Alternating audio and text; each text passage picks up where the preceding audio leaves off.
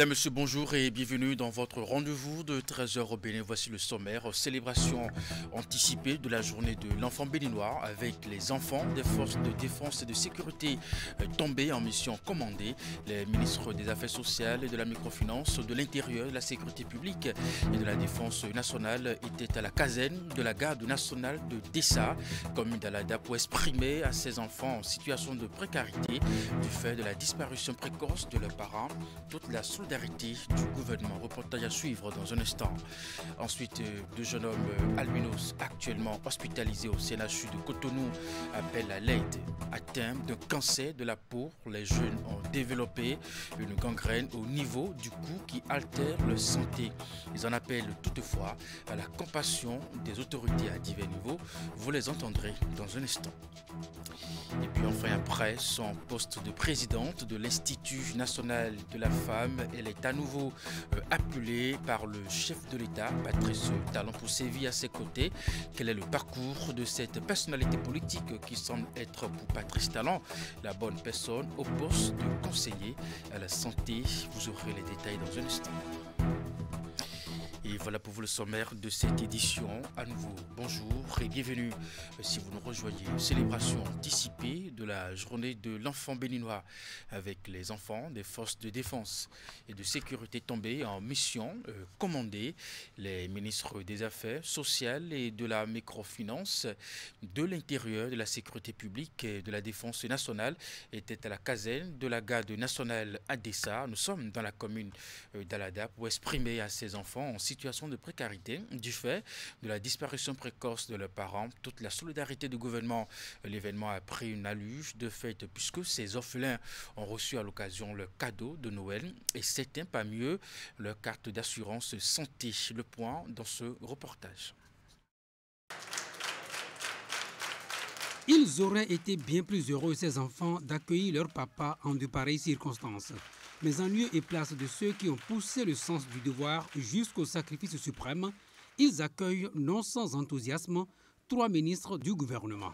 Ces enfants des forces de sécurité et de défense fauchés en mission commandée sont donc très ravis de savoir que c'est pour eux que toutes ces hautes personnalités se sont mobilisées. Chères familles de soldats, chers enfants, c'est avec un cœur rempli d'assurance que je me joins à mes chers collègues cet après-midi pour célébrer avec vous, de façon anticipée donc, l'édition 2024 de la Journée de l'enfant béninois, consacrée à vous témoigner la présence, la solidarité du gouvernement et à réjouir un tant soit peu vos cœurs en ces moments des fêtes de fin d'année. À cette occasion, des cadeaux de Noël ont été distribués à près de 300 enfants. Des présents qui symbolisent l'engagement du gouvernement à ne jamais laisser peser indéfiniment sur eux le poids lié à la disparition de leurs parents. Aussi, des polices d'assurance santé ont-elles été remises à une première vague de 147 enfants.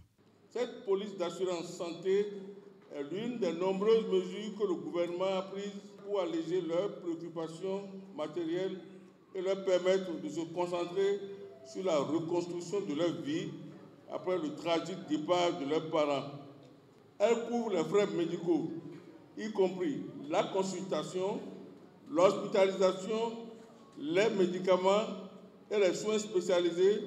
Conscient de ce que cette période des fêtes de fin d'année peut être particulièrement difficile pour certaines familles, le gouvernement a fait également don de kits alimentaires.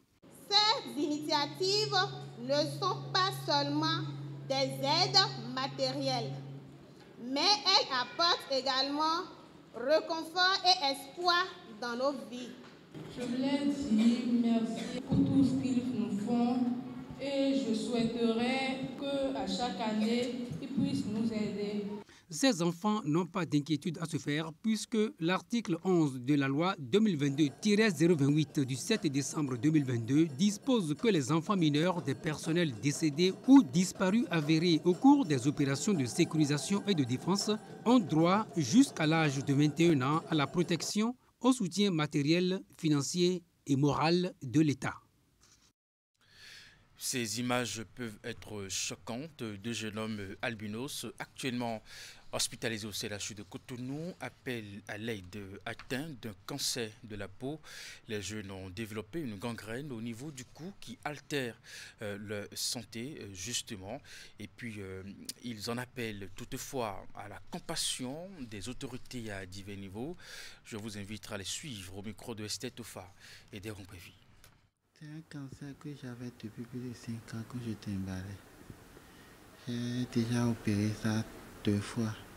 Ce second-là n'a pas marché. C'est comme ça, ça a gonflé, ça a déclenché complètement. Et à l'aide de Madame Badarou, je suis venu à CNHU ici. Et ils sont en train de me traiter un peu, mais pas encore. Ils ont demandé la chimiothérapie. Maintenant, c'est après avoir... On a fait des examens que les résultats doivent sortir d'abord, avant le chimiothérapie. Maintenant, même jusqu'à, ils ont dit qu'ils vont me libérer hier, quand la madame a dit non. Pourquoi? Parce que je continue d'essayer toujours plus que ce qui était. Donc, voir mon état, et je me perds même des fois. Voir mon état, je ne peux pas rester à la maison sans suivi. Je veux que toute la population béninoise me soutienne. Je veux aussi que les députés, les ministres, même Madame Talon, parce que je sais qu'il fait plus que ça. Je veux que Madame Talon aussi intervienne. Je veux que le président Talon aussi intervienne pour que j'ai la satisfaction, parce que j'ai besoin de vivre. Je souffre du cancer depuis 2009. Depuis 2009, j'ai même été récemment opéré. Malgré ça, ça a eu de rechute et ça me crée pas mal de soucis.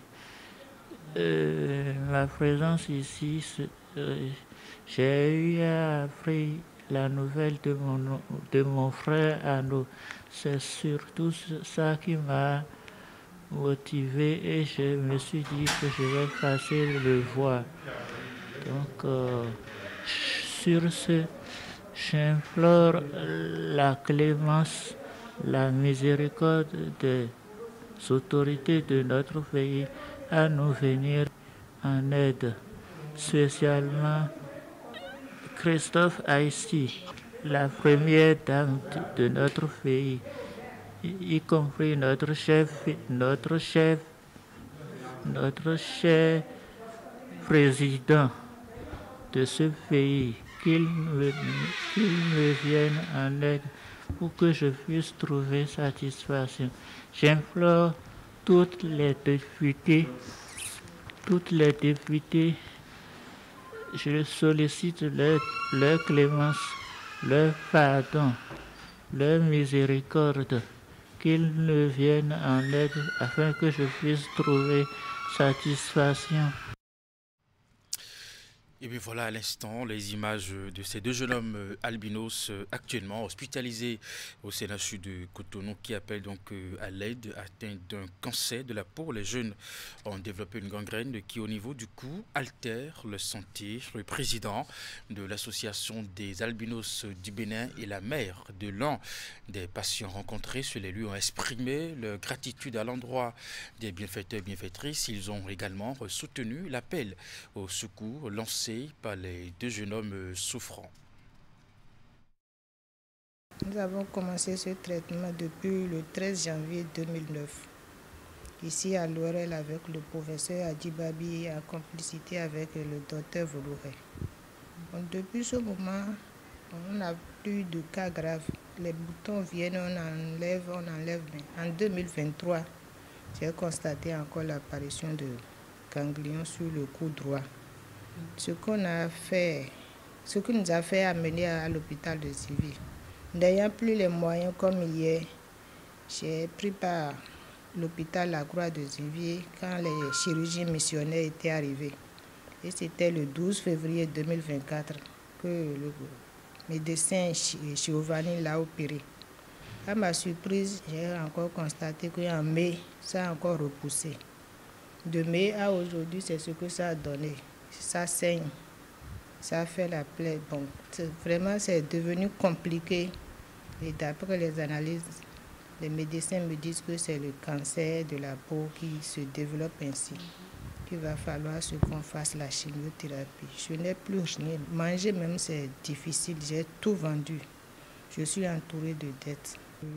J'exhorte toutes les autorités de ce pays de venir à mon aide afin que la vie de mon enfant soit sauvée. Et quand j'avais appris par les ondes que Arnaud est ici, parce que Arnaud a subi l'opération le même jour que Junior. Donc, je me suis dit, si je venais ici, je vais rencontrer Madame Badarou. Et puis, j'implore aussi la clémence de la première dame. J'aurais appris qu'elle a un centre qui traite les cancers, de me venir en aide. Tous les députés, s'ils sont à l'écoute, si Koudé est à l'écoute, le CA ici, Xavier, l'honorable Edmond Dagasago de Messanou, venez tous, je vous exhorte tous, toutes les poches, toutes les cours sociales, venez à mon secours, sauvez la vie de mon enfant, aidez-moi, je n'ai plus rien. Et nous avons de ces cas pleins dans les villages, dans les zones reculées, qui meurent en silence, qui meurent faute de moyens, faute de connaissances, parce que quand ils vont dans les dispensaires des zones des villages, eux, ils ne savent pas, ils le prennent à la légère, ils prennent ça comme si c'était une simple plaie, et ils traitent ça avec la bétadine, avec les soins de surface, mais malheureusement ça dégénère et les nôtres là meurent en silence. Si vraiment les autorités peuvent nous assister de par le volet social, vraiment ça nous ferait beaucoup plaisir, parce que cette année, on a déjà perdu au moins 2, même parallèlement à ces 2 cas que vous voyez là, dans des villages à Djaïana. Même il y a une sœur qui est dans notre association qui est souffrant actuellement et dont on a perdu le contact. Et donc il y a de ces cas pleins qui souffrent du cancer de peau et qui meurent plein des nôtres. Des marchés passés et exécutés en 2018 et 2019 ont été audités et les résultats ont été présentés à la faveur d'un atelier national qui s'est déroulé de lundi 16 au jeudi 19 décembre. C'est une initiative de l'autorité de régulation des marchés publics. Il s'est agi de vérifier la saine application des tests et procédures en vigueur en matière de passation, d'exécution et de contrôle des marchés publics et des délégations de services publics. Voici le reportage. Puisque vous avez adopté le rapport, mais je n'ai pas suivi, l'acclamation a été tellement faible que je me dis si c'est tout le rapport qui est adopté. Merci beaucoup les amis. 2 cabinets communs pour auditer la conformité des procédures de passation des marchés exécutés en 2019 et la matérialité physique des marchés sélectionnés en 2018. La présentation des résultats ont fait l'objet d'un atelier national dont les travaux ont démarré depuis le lundi 16 décembre 2024. Les résultats de ces 2 audits nous permettent de comprendre qu'il y a beaucoup de choses encore à améliorer parce que fondamentalement, les acteurs n'ont pas assuré l'archivage, c'est-à-dire la préservation de la documentation, alors qu'il y a une exigence fondamentale que toute documentation qui intéresse l'exécution des dépenses publiques de l'État doivent être conservées au moins 10 ans, ce qui n'a pas été rigoureusement respecté. Les audits de matérialité, c'est-à-dire le contrôle de la réalisation effective des dépenses publiques, montrent qu'il y a encore des défaillances, donc des chantiers abandonnés. Il est important que chaque année, nous puissions vérifier comment est-ce que les fonds ont été utilisés par les personnes chargées de s'en occuper. Je veux parler des PRMP et des CCMP. Donc, après chaque année, il est important de revenir là-dessus pour voir si les règles ont été suivies, si le code des marchés publics a été suivi pour la mise en œuvre des différents marchés. Et si ceux-là qui sont chargés de s'en occuper sont de véritables spécialistes en la matière. Les résultats de l'audit sont présentés en présence des représentants des autorités contractantes. L'objectif est d'améliorer la gestion des fonds publics et de crédibiliser l'administration publique vis-à-vis des partenaires. Par rapport à vous-même, acteurs, il est important que vous puissiez, n'est-ce pas, subir cette évaluation.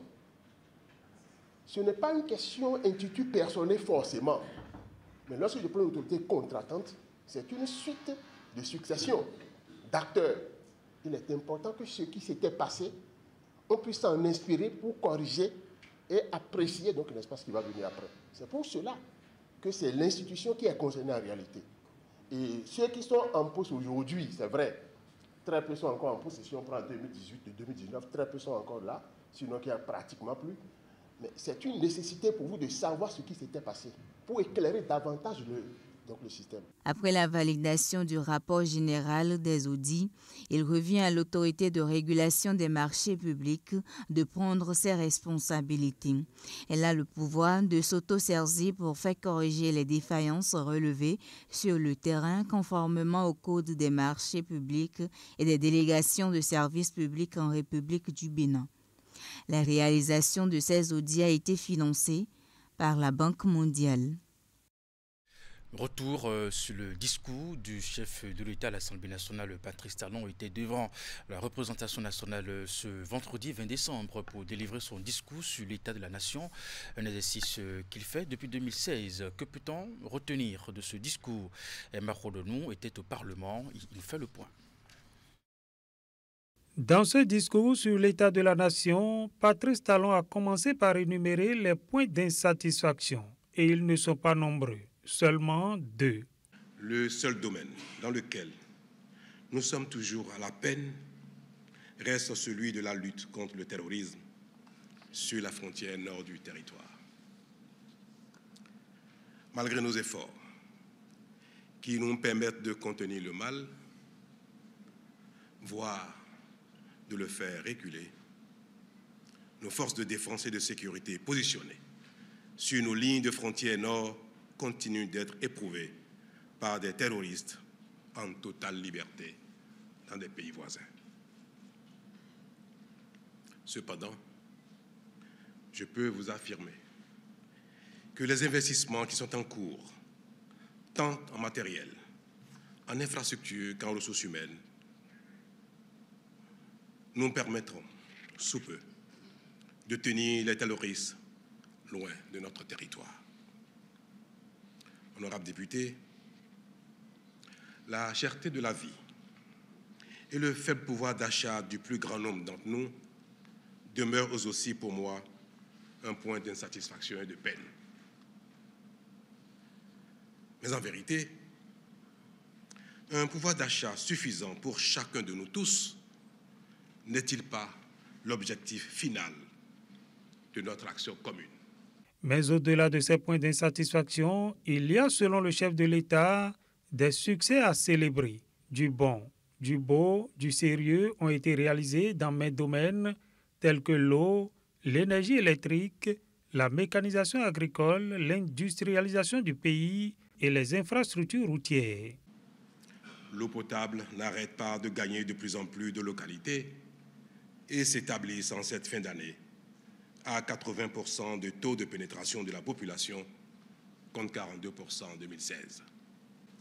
Il en est de même dans le secteur de l'électricité, où nous sommes victimes de notre propre succès, en ce que l'explosion du branchement des ménages et l'arrivée d'un grand nombre d'industries gourmandes en énergie électrique dépassent largement nos prévisions et planifications. Mais nous serons au bout de nos peines dans les 24 mois à venir. Dans le secteur des infrastructures, la cité ministérielle, la cité administrative d'Abomey-Calavi, les cités départementales, les multiples édifices administratifs et d'institutions, les innombrables marchés modernes, ruraux et urbains, qui font de plus en plus notre fierté comme jamais, et j'en passe, témoignent de nos prouesses sans pareil. À la même veine, Suivant le classement du Forum économique mondial, le Bénin est aujourd'hui 5e en Afrique pour la qualité de son réseau routier. S'il est vrai qu'on ne mange pas la route, il est pourtant vrai que la route fait manger. Plus que jamais.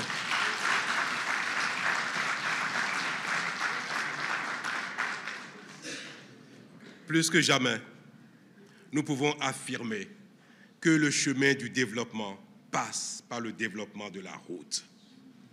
La preuve est que partout, nos concitoyens en réclament davantage en précisant que c'est bien de la nouvelle qualité de route qu'ils parlent.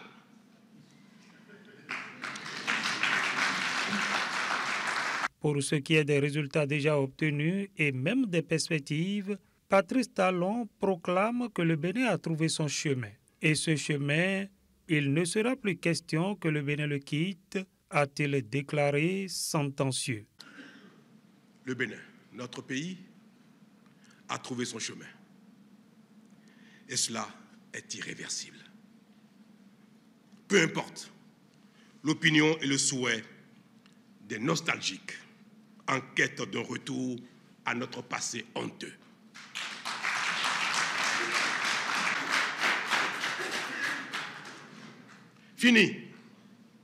Fini l'usurpation du pouvoir politique par des vendeurs d'illusions incompétents et mal intentionnés.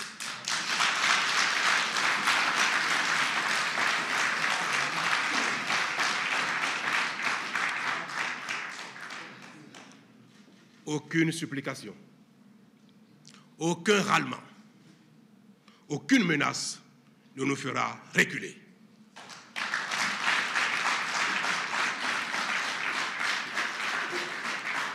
Honorables députés, aucun compromis politique préjudiciable à notre développement ne sera concédé pour faire plaisir à qui que ce soit ou satisfaire un quelconque consensus politique. Le Bénin est au-dessus de tout. La démocratie et la compétition politique devront désormais être exclusivement et absolument au service du développement. Vive le progrès, vive le Bénin.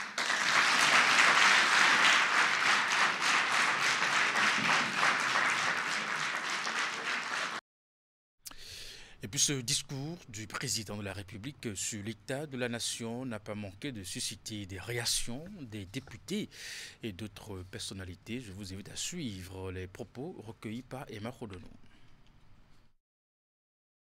Mais je me suis rendu compte qu'il a deux Bénins. Un Bénin que le chef d'État vient de décrire, où tout va bien, et le réel Bénin dans lequel nous vivons. Vous n'êtes pas étranger dans ce pays, vous vivez dans ce pays pour savoir que ça ne va du tout pas. Et c'est heureux aussi que le chef d'État qui nous dit que la route du développement passe par le développement de la route. Si vous vous souvenez qu'à son arrivée, lorsque l'ancien président de la République a signé des contrats à hauteur de 1200 milliards pour les routes, il avait trouvé que ce n'était pas bien pensé. Aujourd'hui, s'il revient à ce qui était fait par le passé, c'est déjà quand même heureux dans ce sens parce qu'il commence à comprendre c'est quoi le développement tel que pensé par ses prédécesseurs. Aussi, c'est difficile que dans tout ce discours, qu'on ne pense pas aux difficultés de nos producteurs. Aujourd'hui, ça ne va pas, je le répète. Les populations souffrent énormément. Mais pour les chefs d'État, ça va. Comme il aime se faire applaudir, ses soutiens l'ont applaudi tout le temps et je pense qu'il est content, il est fier de ça. Mais le peuple est là pour juger de ce discours. Moi, ce qui a retenu mon attention au-delà de ces points, c'est que le chef de l'État a réaffirmé que le Bénin est au-dessus de tout. Le Bénin est au-dessus de chacun d'entre nous. Nous sommes des variables interchangeables, mais ce qui n'est pas changé, c'est notre pays, c'est le Bénin. Et sa lutte pour le progrès doit avancer, quels que soient les prix à payer. Et c'est en réaffirmant cela que nous avons véritablement eu la chair de poule et nous nous sommes dit que véritablement ce qui a commencé depuis 2016 va se poursuivre pour le développement du Bénin. Quel Béninois n'est pas fier de voir les bons que notre pays fait? Quel Béninois n'est pas content en venant ce matin à Porto Novo de circuler sur une double voie? Quel Béninois n'est pas content quand on montre les images du Bénin? Quel Béninois n'est pas content des progrès qui sont en cours? Pourquoi s'arrêter en si bon chemin? Il faut poursuivre le développement pour que demain nos enfants soient fiers du Bénin qu'on leur aura laissé et le chef de l'État nous a donné cette assurance que la dynamique va se poursuivre, la dynamique de construction d'un Bénin, la dynamique d'une gouvernance moderne où le développement, le béninois est mis au cœur de cette dynamique. Il a eu l'intelligence de commencer par dire là où il y a des défis encore à relever, comme vous venez de le dire, à savoir notre pays a encore des défis à relever à ses frontières, surtout les frontières nord, en matière de lutte contre le terrorisme. Et puis, notre pays a encore des défis à relever en matière de cherté de la vie qui érodent le pouvoir d'achat de nos populations. Maintenant, après ceci, il a énuméré les différents secteurs dans lesquels nous avons engrangé beaucoup de succès. Et ces succès sont là. Ceux qui ne les voient pas ou ceux qui prétendent ne pas les voir sont certainement dans un sommeil intentionnel. Et c'est très difficile de réveiller quelqu'un qui ne dort pas. Quand quelqu'un ne dort pas, vous voulez le réveiller, vous avez du pain sur la planche. Tout le monde sait bien que l'État, le pays, le Bénin est en progression sur maints domaines et ces domaines ont été cités. Si le président n'observe pas que nous avons beaucoup de recul au niveau du taux d'achèvement scolaire, c'est qu'il ne fait pas attention. Il ne fait pas attention à la gestion du régime. Et il se satisfait de quelques immeubles, de quelques routes, enfin le bling-bling. Le bling-bling. Mais c'est déjà bien qu'ils reconnaissent que la vie est chère. C'est déjà bien qu'ils reconnaissent que nous avons faim, que nous ne mangeons pas à notre faim. Mais ce que l'on doit regretter, c'est qu'ils nous disent que nous sommes venus de si loin qu'on n'a pas le droit de continuer à dire que nous avons faim parce qu'on ne peut pas régler notre problème. En fait, c'est ce que j'ai noté dans le discours du président et je suis profondément désolé, attristé par cela. Vous savez, la vérité est amère. Et je pense que dans une démocratie plurielle, pour la vitalité de la démocratie, c'est le respect aussi des institutions de la République, c'est le respect des droits de la République. Donc moi je pense que c'est un discours qui retrace véritablement la vie de la nation. Il a dit, on ne mange pas la route, mais la route fait manger. C'est trop fort. On ne mange pas la route, mais la route fait manger. Donc, comme dissertation, je leur demande de décoder ce que veut dire le président. Qui est l'opposition? En tout cas, il y a les gens qui ont les oreilles, ils ne peuvent pas entendre. Il y a les gens qui ont les yeux, mais qui ne veulent pas voir. De toutes les façons, la route, on ne mange pas la route, mais la route fait manger les Béninoises et les Béninoises. Il n'y a pas de développement sans le développement de la route. Donc moi, je pense que chapeau au président de la République, ce discours-là, c'est un discours master. Et puis comment on réagit aussi dans l'opinion publique? Nous avons interrogé quelques citoyens qui se sont prêtés à l'exercice après le discours du chef de l'État. On les écoute. Il a dit qu'il a mis beaucoup d'argent. Et c'est vrai que le budget est voté. Et dans ce budget, la formation professionnelle est de mise. Et quand il y a une formation professionnelle dans un pays, tout le pays travaille. Et vous devez comprendre, comme le discours n'est pas long, celui qui travaille ne bavarde pas.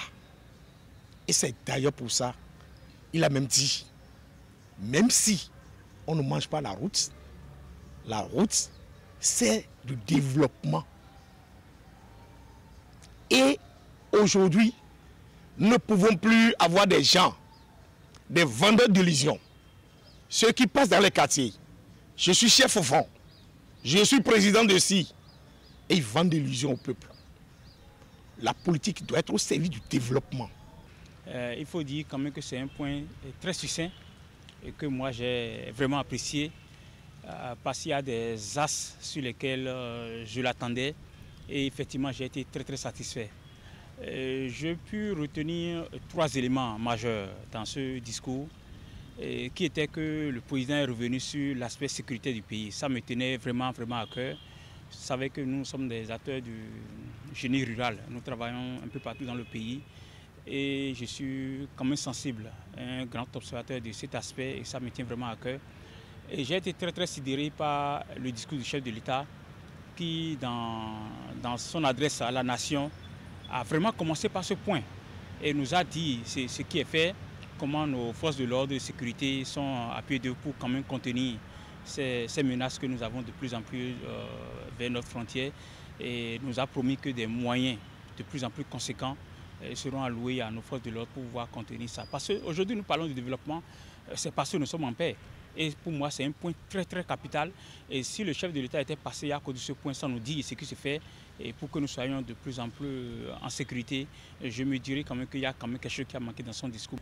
Et je pense que le discours que le président a livré, c'est un discours clair, beau et limpide.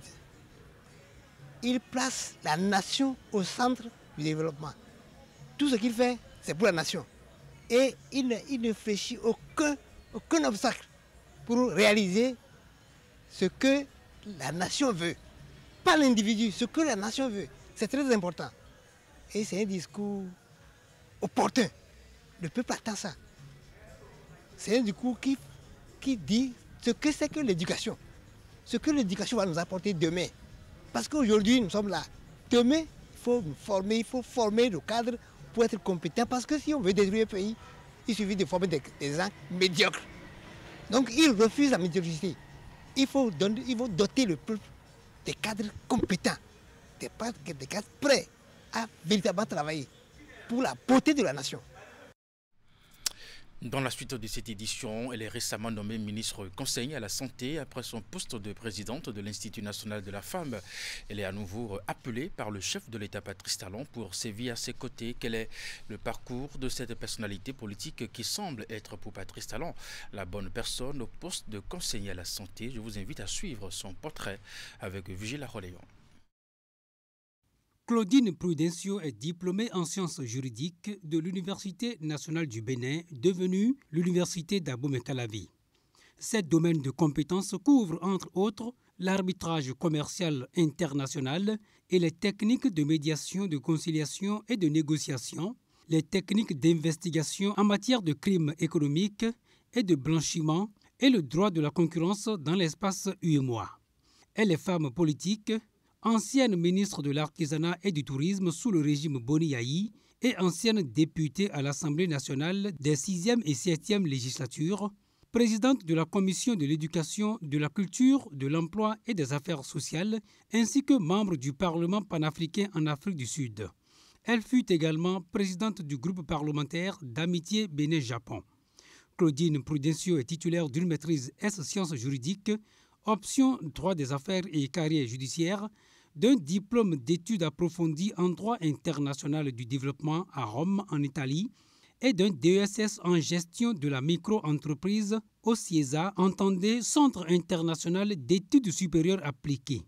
Sur le plan administratif, Claudine Prudencio est à la date d'aujourd'hui la conseillère spéciale chargée du partenariat public-privé du groupe pétrolin et la représentante de la filiale infrastructure du groupe PIC Network Limited en Afrique. Elle est également la vice-présidente de PIC International, la filiale béninoise des infrastructures du groupe, ainsi que l'inspecteur général de la Fondation Espace Afrique. Présidente de l'Union démocratique pour un Bénin nouveau, devenue Renaissance nationale depuis le 16 décembre 2023. Nommée ministre conseiller à la santé, elle aura aux côtés de ses 11 autres collègues à travailler pour le renforcement de la gouvernance, l'amélioration de la coordination interministérielle et à l'approfondissement de l'expertise gouvernementale.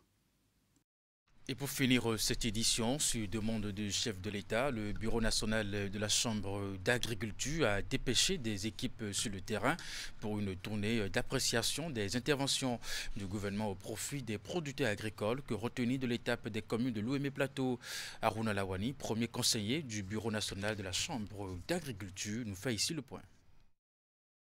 Ça fait un moment, depuis le 16 décembre, que nous sommes en tournée de reddition de comptes au niveau des communes de Lomé et du Plateau.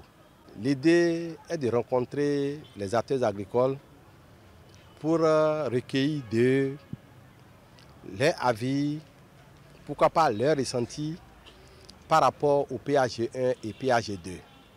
Qu'ils vous souviennent qu'à travers le PAG1 et le PAG2 depuis 2016, que ces différents programmes d'action du gouvernement contiennent le volet agricole.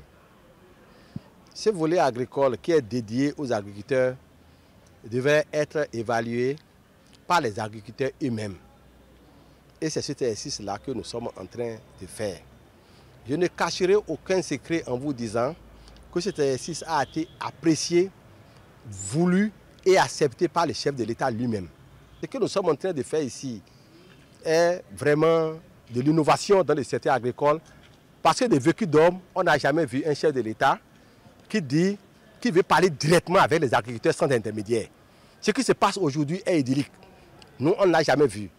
Et le résultat de tout ce que nous allons faire comme tournée dans les 117 communes serait la consignation dans un document de tout ce que nous avons appris sur le terrain en termes d'expression de besoins, de ce qui a bien marché, de ce qui n'a pas bien marché, des ressentis, des imperfections même, pourquoi pas, que nous allons consigner dans un document et que nous allons remettre en main propre à une occasion solennelle à Cotonou au chef de l'État.